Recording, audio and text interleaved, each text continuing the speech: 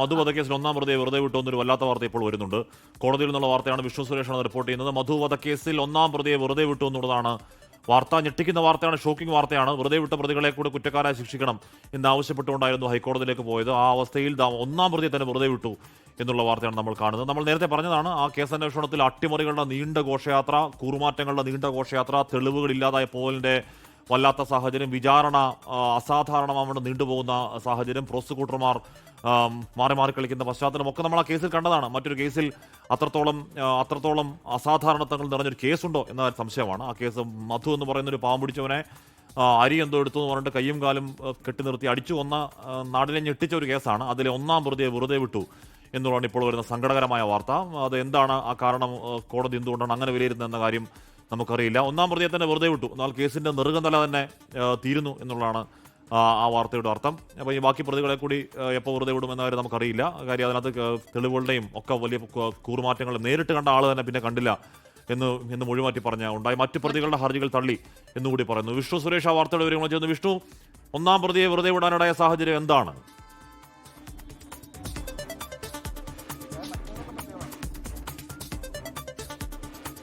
ഹാഷ്മി, നിലവിൽ അതിന്റെ വിധിപ്പകർപ്പ് പുറത്തു വന്നാൽ മാത്രമേ വിശദാംശങ്ങൾ അറിയാൻ സാധിക്കുകയുള്ളൂ. നിലവിൽ ഒന്നാം പ്രതി ഹുസൈനെ എല്ലാ വകുപ്പുകളിൽ നിന്നും അക്വിറ്റ് ചെയ്തിരിക്കുന്നു എന്നാണ് ഡിവിഷൻ ബെഞ്ച് വ്യക്തമാക്കിയിട്ടുള്ളത്.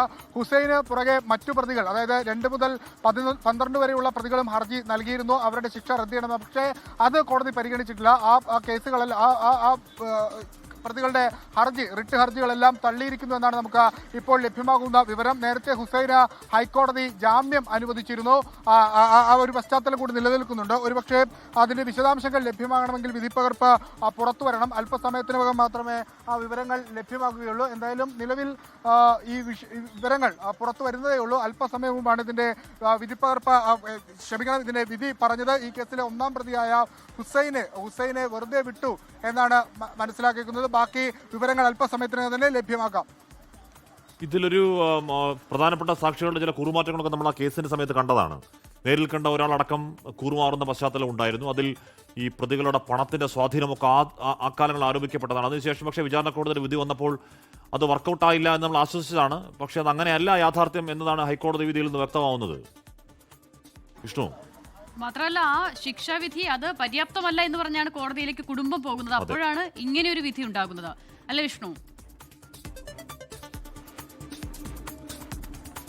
ഏതാനും പ്രതികളുടെ അപ്പീല് തള്ളിയിട്ടുണ്ട്. ചില പ്രതികളുടെ ശിക്ഷാവിധി കോടതി ഭേദഗതി ചെയ്യുന്നു. ആ 2 പ്രധാനപ്പെട്ട നടപടികളാണ് ഇപ്പോൾ പുരോഗമിക്കുന്നത്. എന്തായാലും ഒന്നാം പ്രതി ഹുസൈനെ വെറുതെ വിട്ടിരിക്കുന്നു. എല്ലാ വകുപ്പുകളിൽ നിന്നും ഹുസൈനെ അക്വിറ്റ് ചെയ്തിരിക്കുന്നു എന്നാണ് നമുക്ക് ലഭ്യമാകുന്ന വിവരം. ബാക്കി വിവരങ്ങൾ അല്പസമയത്തിനകം വ്യക്തമാക്കാം. നിലവിൽ കോടതി വിധി പറഞ്ഞുകൊണ്ടിരിക്കുകയാണ്. ജസ്റ്റിസ് രാജ വിജയരാഘവന്റെ ബെഞ്ച് ഈ കേസിൽ ഇപ്പോൾ വിധി പറഞ്ഞുകൊണ്ടിരിക്കുകയാണ്. അതിൽ ചില വിധികളിൽ ചില അപ്പീലുകൾ തള്ളിയിട്ടുണ്ട്, ചില ശിക്ഷാവിധികൾ ഭേദഗതി ചെയ്തിട്ടുണ്ട്. അപ്പോൾ അക്കാര്യങ്ങളൊക്കെ ഒരു വ്യക്തത വരണം. അതിൽ വിധി പറഞ്ഞുകൊണ്ടിരിക്കുകയാണ്. അത് നിലവിൽ അത് റിപ്പോർട്ട് ചെയ്യുന്നതിൽ പ്രതിസന്ധിയുണ്ട്. കാരണം ആ വിധി കേട്ടുകൊണ്ടിരിക്കുകയാണ്. അതിനുശേഷം മാത്രമേ ഒരു ഫൈനൽ എന്താണ് സംഭവിച്ചതെന്ന കാര്യത്തിൽ ഫൈനൽ റിപ്പോർട്ടിലേക്ക് എത്താൻ സാധിക്കുകയുള്ളൂ. നിലവിൽ ഏറ്റവും പ്രധാനപ്പെട്ട കാര്യം ഈ കേസിലെ ഒന്നാം പ്രതി ഹുസൈനെ എല്ലാ കേസുകളിൽ നിന്നും അക്വിറ്റ് ചെയ്തിരിക്കുന്നു എന്നുള്ളതാണ്. ഹാഷ്മി,